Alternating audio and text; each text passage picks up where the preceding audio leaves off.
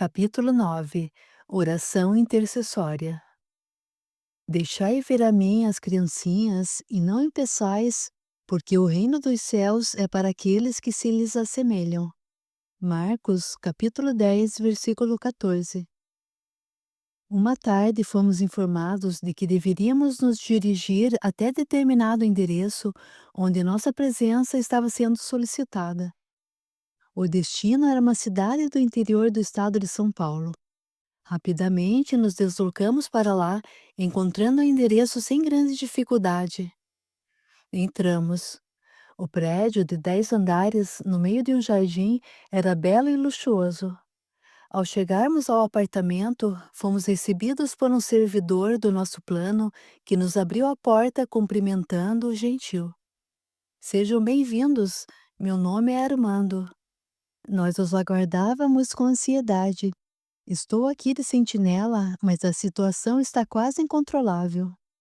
Temo que não possamos evitar um desenlace brusco se não forem tomadas medidas urgentes. Percebemos imediatamente que era um espírito cheio de boa vontade, desejoso de ajudar, mas com poucas condições para isso. Após as apresentações, Marcelo indagou: Foi você quem pediu ajuda? Sorrindo, Armando convidou: Não, venham comigo. Vou levá-los até a pessoa que provocou a vinda de vocês através do pedido de socorro. Acompanhando o novo amigo, atravessamos a sala e nos dirigimos para o corredor, por onde caminhamos até quase o seu final, quando Armando parou diante de uma das portas. Entramos. A porta dava acesso a um quarto de dormir. No aposento, decorado graciosamente em tons rosa, uma garotinha de 5 anos brincava no tapete. Em torno dela viam-se bonecas, bichos de pelúcia e caixas de jogos. Marcelo, César e eu olhamos surpresos para Armando, que informou: Sim, o pedido de socorro partiu da pequena Marisa, esta menina que está aí. Entreolhamo-nos sorrindo. Armando fez uma pausa e completou: Observem por alguns minutos e entenderão.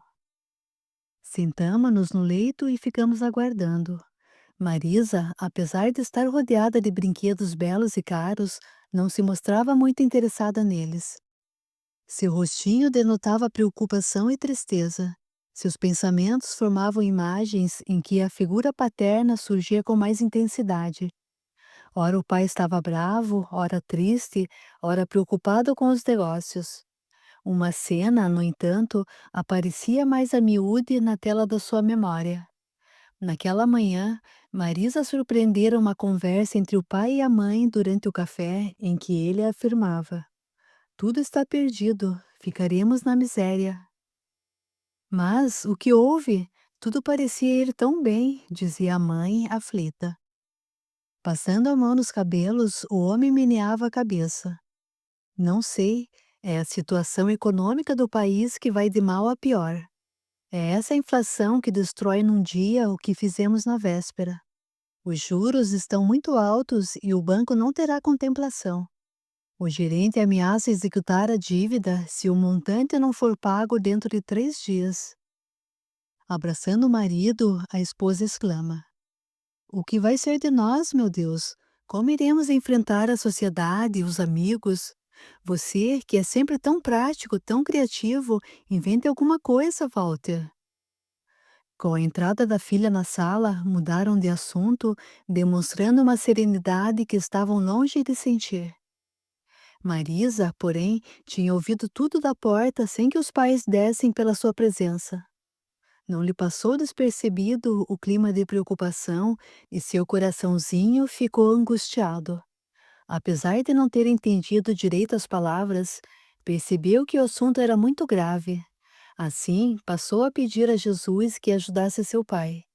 Agora mesmo, ajoelhada ao lado da cama, sem saber que estávamos ouvindo suas preces, ela dizia: Querido Jesus, eu sei que você gosta de todo mundo e que sempre ajuda quem precisa.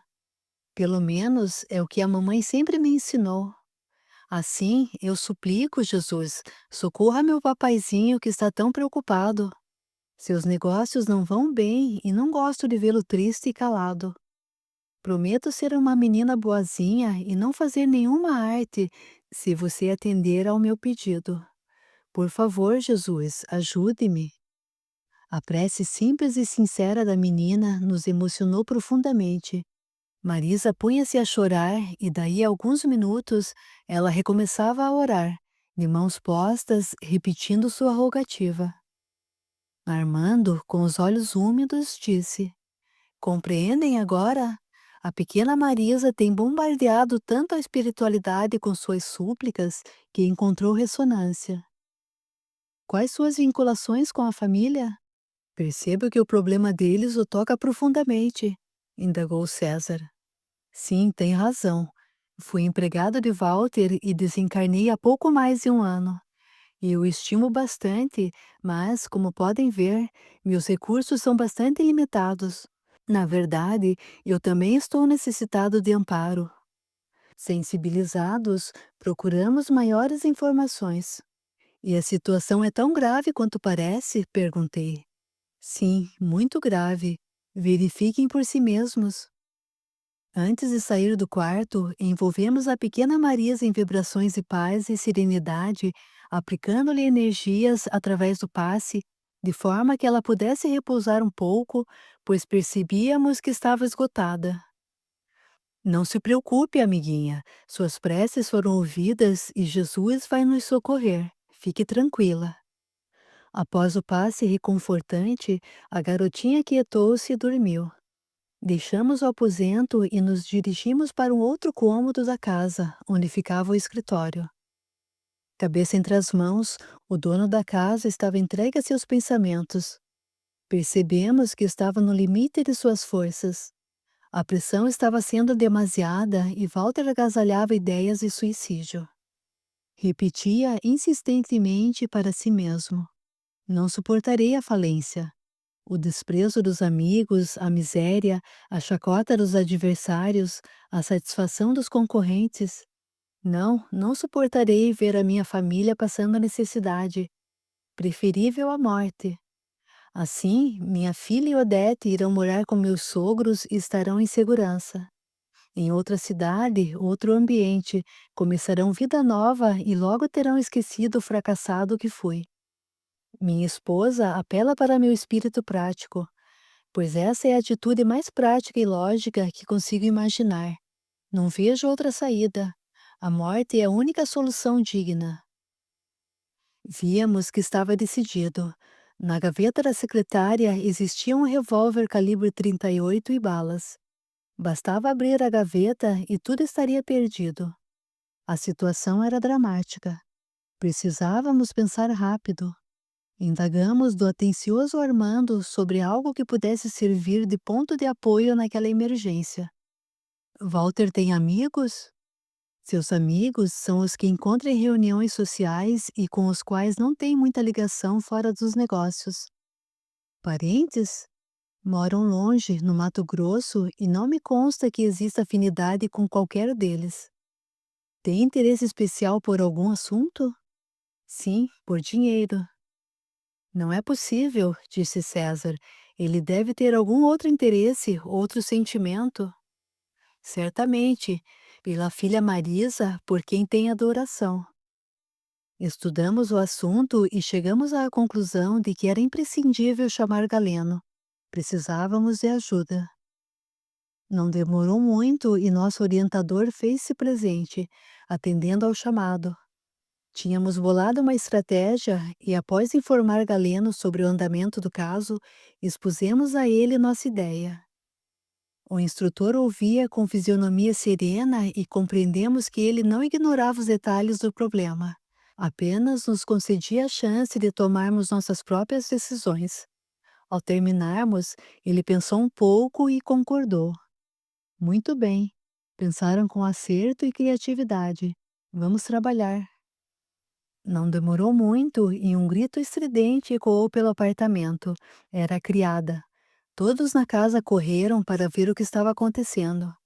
A mãe deixou seus aposentos e o pai o escritório, assustados. No corredor, a moça, descontrolada, explicava em choro convulsivo. Socorro, acudam! Fui até o quarto de Marisa levar-lhe um lanche e a encontrei caída no chão como morta.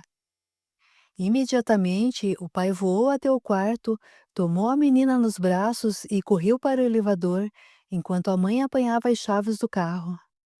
Com a agilidade possível, não demorou muito, estavam no hospital.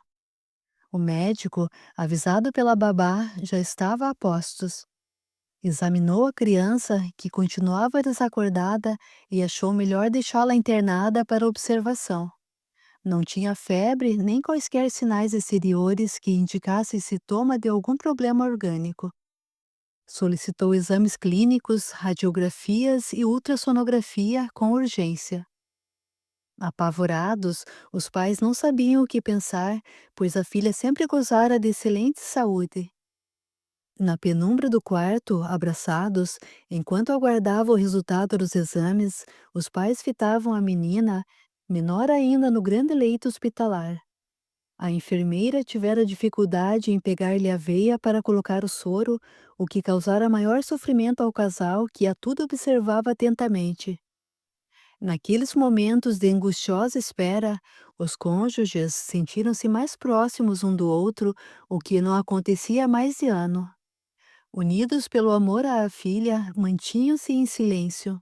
Afinal, Odete murmurou em voz baixa: Por que, meu Deus? Por que nossa pequena Marisa, que nunca fez mal a ninguém? Ela é boa, gentil, amorosa, todos a estimam. Walter, que meditara sobre tudo o que estava acontecendo, considerou com justeza. Creio que o Senhor quis nos mostrar alguma coisa com este fato, fazendo com que pudéssemos valorizar melhor o que possuímos, as coisas que realmente importam na nossa vida. Acha mesmo isso? Tenho certeza. Durante essas horas de espera e de incertezas, Odete, pude analisar melhor nossa vida, o que está acontecendo conosco. Que importam os bens materiais, os negócios, as riquezas que conseguimos, se perdermos nossa filha, o tesouro maior de nossa existência? A mãe olhou o corpinho estendido no leito e concordou, em lágrimas. É verdade, querido. Nada terá valor, nada terá importância. Tudo o que quero é ter Marizinha de volta aos meus braços, sã e feliz ao nosso lado. Naquele momento, Walter se lembrou das ideias que acalentara poucas horas antes, envergonhado. Planejara fugir da luta pela porta do suicídio, sem pensar o quanto estaria ferindo aos seus familiares e a si mesmo, especialmente seus entes queridos. Odete também fazia um balanço das suas ações até aquela data, pensando quanto tinha se preocupado com futilidades, festas, roupas, passeios, chás com as amigas. Tudo isso agora carecia de significado, parecendo-lhe sem sentido e sem valor. Na verdade, pouca atenção dera à filhinha até esse dia. Deixava-a aos cuidados da babá, enquanto se preocupava apenas com a vida em sociedade, os prazeres, as festas, as viagens. Assim, trocando ideias, Walter e Odete chegaram a importantes conclusões.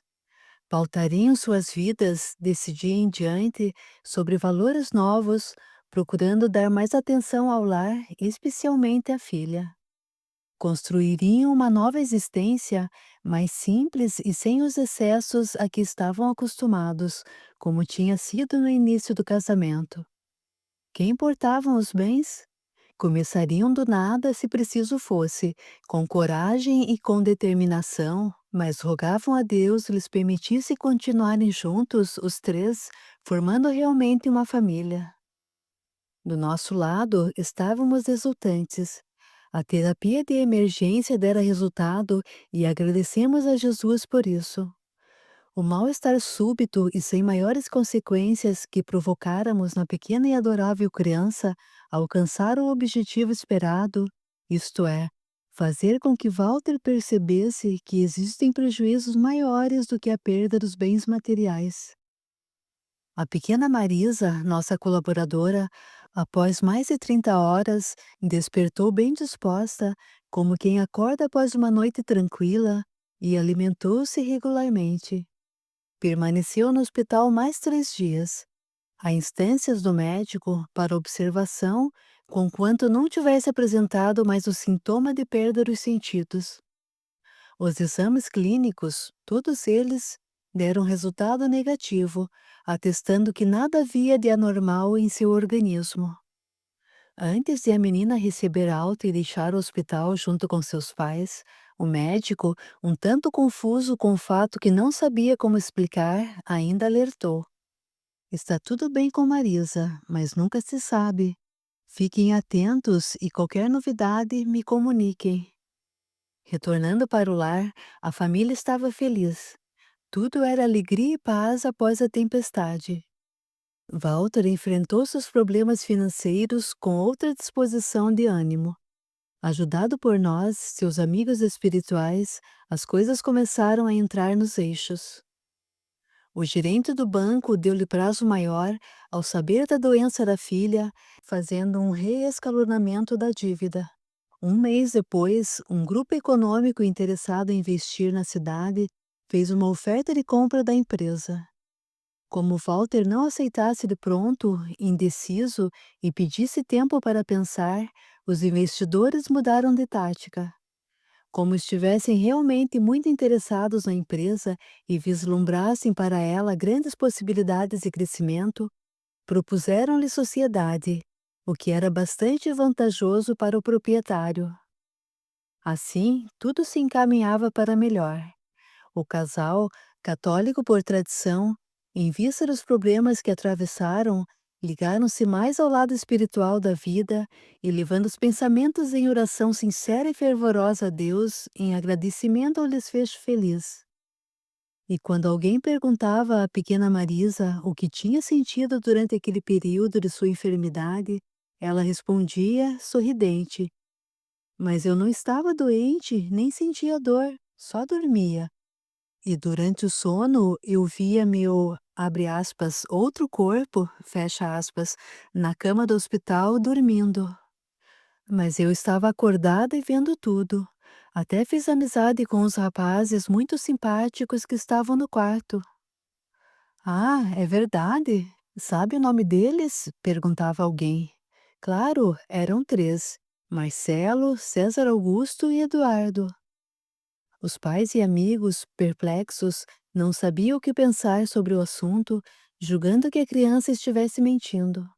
Contudo, Marisa sempre contava a mesma história, com riqueza de detalhes, dava o nome dos novos amigos para quem quisesse saber e relatava o que conversara com eles.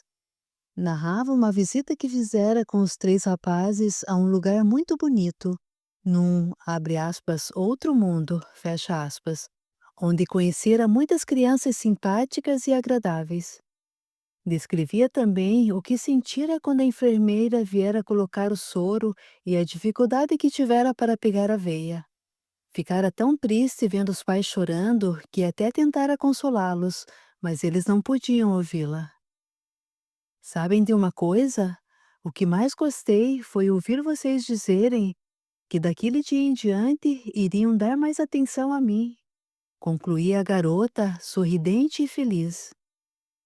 Como a filha poderia saber daquilo que eles tinham conversado se estavam sozinhos no quarto do hospital e o médico afirmara que Marisa estava totalmente inconsciente e incapaz de perceber qualquer coisa? Como poderia saber da dificuldade da enfermeira para encontrar a veia? Os pais de Marisa começaram a meditar sobre tudo que a filhinha afirmara e aos poucos iam acreditando nas suas palavras. Mesmo porque, comentando com outras pessoas, ficaram sabendo que tudo isso poderia realmente ter acontecido. Dentro de pouco tempo, estavam procurando avidamente informações sobre o palpitante tema da existência do mundo espiritual e das suas relações com o plano físico. Com isso, aumentaram seus conhecimentos e ampliaram a visão sobre assuntos transcendentais. Satisfeitos, retornamos para a nossa cidade de, abre aspas, céu azul, fecha aspas, Conscientes das nossas responsabilidades e com sentimento interior de plenitude pelo dever retamente cumprido.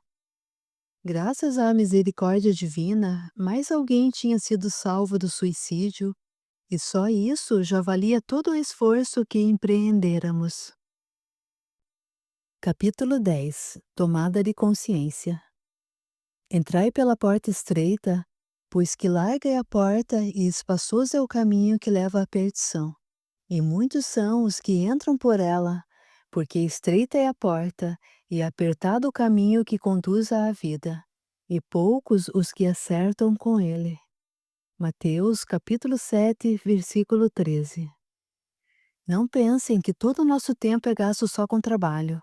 Não, também nos divertimos bastante. Claro que é uma maneira diferente de diversão, mais sadia e mais pura. Temos uma vida social intensa.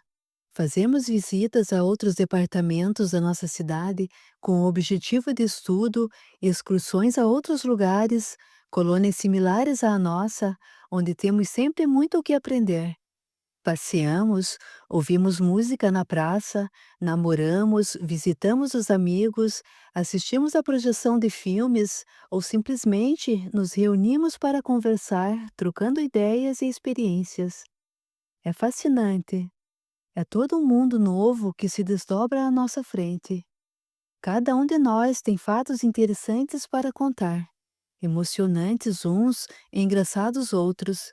Sempre, porém, com profundo conteúdo para reflexão e aprendizado, porque, aqui na espiritualidade, devemos estar atentos e vigilantes para que a conversação seja sempre edificante, nunca resvalando para assuntos fúteis ou de teor negativo.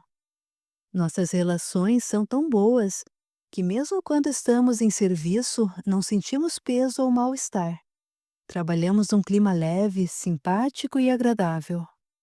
Naturalmente, existem os momentos de tensão em que se exige o máximo de nossas possibilidades, momentos em que sentimos o peso da responsabilidade sobre nossos frágeis ombros.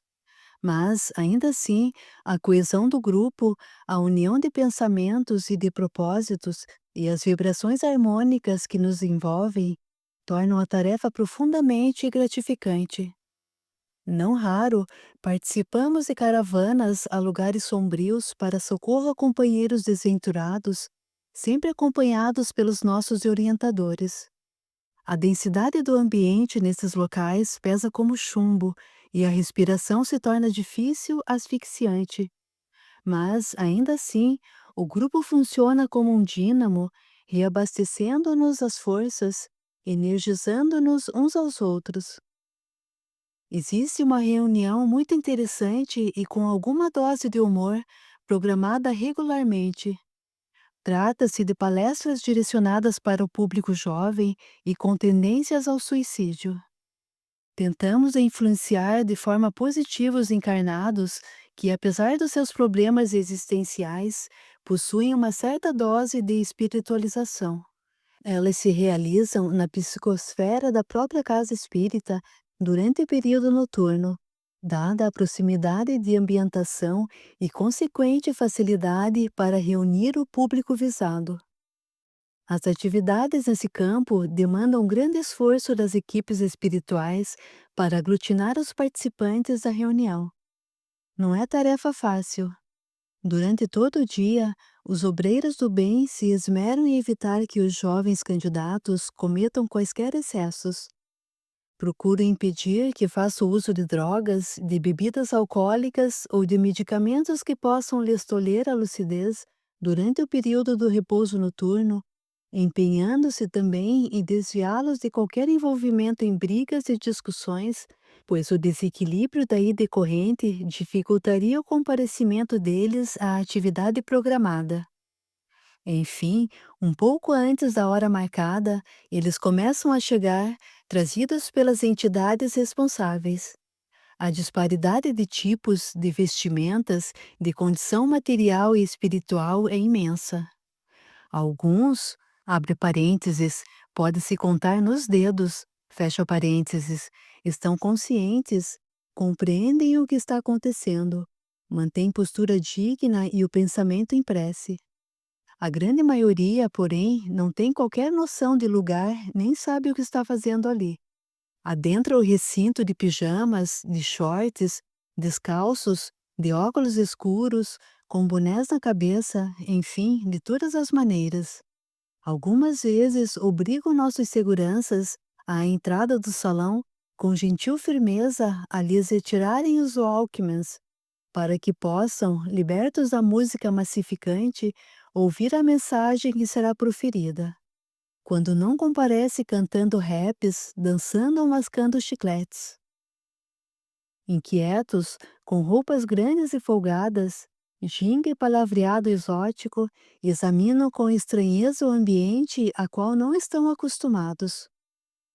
Reunidos no grande salão, produzem um aspecto bizarro que nos espanta. Apesar da seriedade da hora, há momentos em que não podemos deixar de achar graça nos diálogos que mantêm entre si ou nas perguntas que nos fazem. Aos poucos, porém, vão deixando a agitação de lado, aquietando-se e ficando pensativos, tendo em vista as emanações do ambiente, preparado energicamente para recebê-los.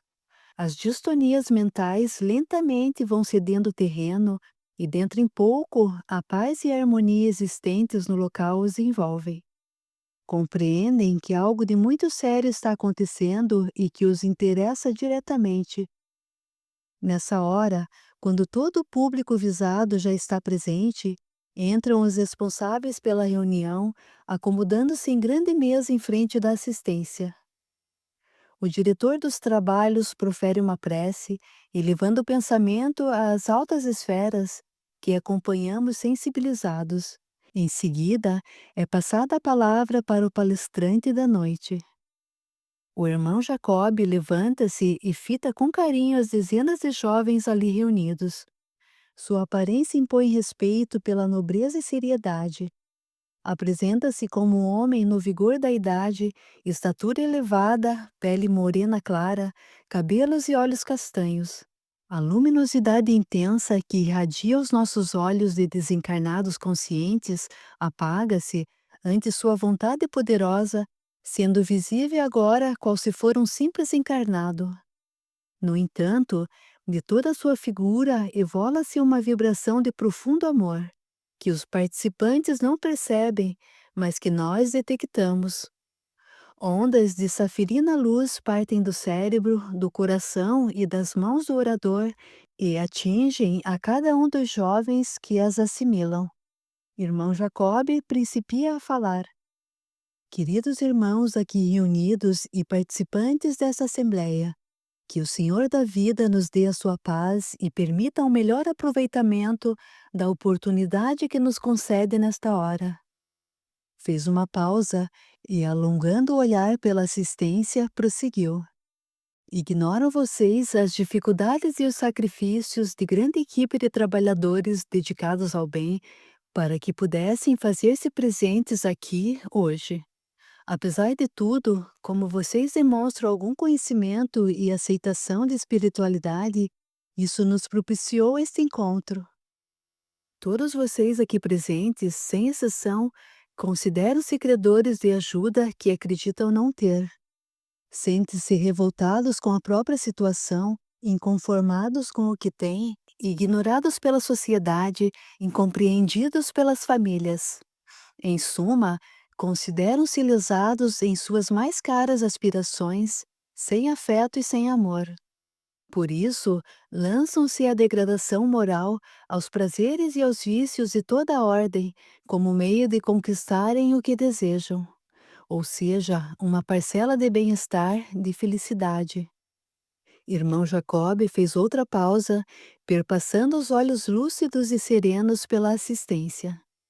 Aproveitei também para fitar os jovens e percebi que ouviam as palavras com interesse. Notei também que irmão Jacob descera um pouco de sua condição, adaptando sua palestra aos ouvidos dos que ali estavam e que faziam esforços visíveis para acompanhar suas ideias, desacostumados aos grandes voos do pensamento.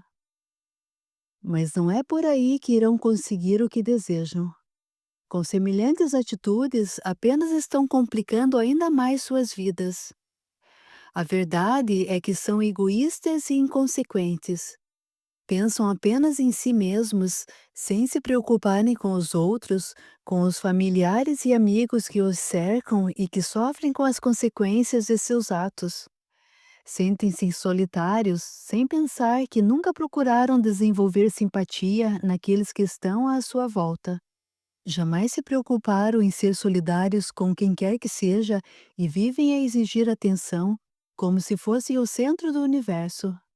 Como a vida não é como desejam ou como esperavam que fosse, a menor contrariedade, ao mais ligeiro impedimento da vontade, lançam-se à ideia do suicídio, acalentando no coração o propósito de desertar da vida pela porta que lhes parece mais fácil. Não sabem vocês o quanto de sofrimento e de dor terão que amargar pelos séculos futuros, caso consigam perpetrar o ato a que aspiram. O orador batia duro. Suas palavras, embora ditas com serena gentileza, eram firmes e a expressão da pura verdade. Muitos jovens abaixavam a cabeça e choravam, reconhecendo a justeza das recriminações. Espantavam-se perante o conhecimento que irmão Jacob demonstrava do que lhes ia no íntimo quando nada haviam comentado com ninguém. O palestrante prosseguiu. Agora basta, basta de loucuras e de desatinos. Vocês todos são seres inteligentes e possuem raciocínio lúcido. É hora de começarem a pensar com acerto. Já não são mais crianças em busca do colo da mamãe. São jovens que sabem o que querem, que estudam e que aprendem. Muitos frequentam grandes universidades onde não lhes falta a luz dos conhecimentos. O mundo em que vivemos não está à deriva. Existe um ser superior, criador do universo, que tudo vê, tudo pode e tudo sabe. Não pensem que ele desconhece o que vai no fundo de nossos corações. Somos todos filhos de Deus, que é Pai amantíssimo e que nos dedica a todos o mais profundo amor. Jamais estamos sozinhos e desamparados. É preciso lembrarmos nossa condição de seres imortais. Somos espíritos eternos cuja meta é a evolução. Através das etapas reencarnatórias, vamos progredindo e ganhando novas experiências e conhecimentos.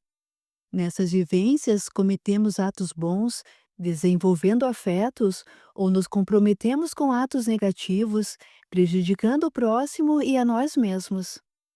Detentores do livre-arbítrio, isto é, da capacidade de tomarmos nossas próprias decisões, nos tornamos responsáveis pelos atos que praticamos, passando a sofrer as consequências do mal que semeamos. O que sofremos hoje é a consequência do nosso ontem. Portanto, o mal não foi criado por Deus, que é todo amor. É criação do homem e reflete suas imperfeições. O orador fez nova pausa, analisando o efeito de suas palavras no auditório. Seus olhos meigos ficaram úmidos de pranto.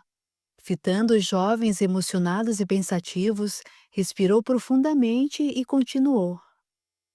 Somente o bem nos trará a paz que buscamos. É preciso uma atitude positiva perante a vida. Todos vocês têm condições de vencer. Deixem de lado o egoísmo e saiam de si mesmos. O futuro nos aguarda, pleno de alegria e de esperança, mas é preciso que cada um de nós faça a sua parte, dando o melhor de si. Parem de agir como adolescentes sem deveres e sem responsabilidades. Vocês são espíritos adultos que muito já viveram e que fracassaram desastradamente no passado. As dificuldades que enfrentam hoje representam o remédio que os há de curar. Olhem para trás. Vejam quanto sofrimento real existe no mundo, quantas dores para estancar, quantas crianças sem lar e sem pão, necessitadas de tudo. Quantos enfermos presos ao leito, quantos desempregados aflitos por não terem com que alimentar os entes queridos, quantas mães que perderam os filhos pequeninos. Ah, meus jovens amigos, Cada um de vocês que me ouve, olhe em volta de si e contemple as dores que se estendem a perder de vista o sofrimento superlativo de tanta gente e compreenderá que seus problemas são muito pequenos, tão insignificantes que não vale a pena desprezar a vida por causa deles. Ao contrário, Deus lhe concedeu tudo o que você precisa para viver bem, nada lhe falta. Você tem amigos e o amor de uma família. Tem saúde física, inteligência clara e raciocínio lúcido, condições de estudar e aprender para ser cidadão digno e útil, de forma a representar peça valiosa no progresso da sociedade terrena. Não despreze esses abençoados talentos que o Senhor lhe concedeu. Mude a sua maneira de agir. Doe-se em benefício dos outros sem esperar receber. Ame sem exigir amor. Compreenda sem aguardar compreensão. Pare de se lamentar sem motivo e ajude. Exercite o bem em todos os momentos e compreenderá que Jesus, o amigo divino, está com você, silencioso e compassivo, fortalecendo-o nas horas difíceis, amparando-o nos momentos de dor e sustentando-o na caminhada rumo à evolução, sem nunca o abandonar. Que Jesus nos abençoe. O orador calou-se. Contudo, suas palavras continuavam vibrando no ambiente, envolvendo-nos em vibrações de paz, de estímulo, de otimismo e de profunda esperança. Após a preleção, a mudança nos jovens é visível. Deixam o local mais calmos, mais confiantes e mais esperançosos, decididos a lutar pela vida e prontos a esquecer as ideias infelizes que agasalhavam em seus corações. Ao término da primeira palestra, enquanto os encarnados saíam, conduzidos pelos seus acompanhantes, de retorno ao corpo físico, reunimos a Galeno e eu acentuei entusiasmado. Que reunião importante!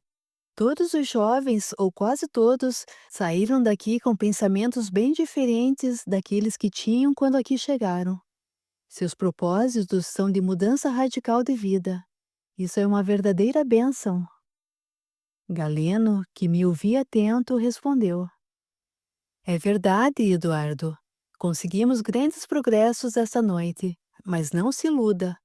Apenas uma pequena parcela desses jovens lembrará o que aqui ouviu, e desses, bem poucos manterão a firmeza de propósitos, persistindo no desejo de mudanças. A grande maioria, porém, continuará do mesmo jeito. Despertará com sincero desejo de mudar de vida, mas no decorrer do dia já terá esquecido suas boas intenções. Mas, então, exclamei, externando o pensamento do grupo. Então, meu amigo Eduardo, devemos prosseguir sempre no exercício do bem, sem esmorecer nunca. Continuaremos tentando e nos esforçando até que eles se decidam a ouvir-nos os apelos. E, sabiamente, concluiu. Já pensou se Deus existisse de nos ajudar? E eu fiquei a meditar na infinita misericórdia de Deus, que permite a ação dos amorosos benfeitores à espiritualidade, a benefício de todos nós, encarnados e desencarnados, e na sua paciência sem limites, que atravessa os séculos e os milênios, aguardando nossa decisão de trilhar o bom caminho.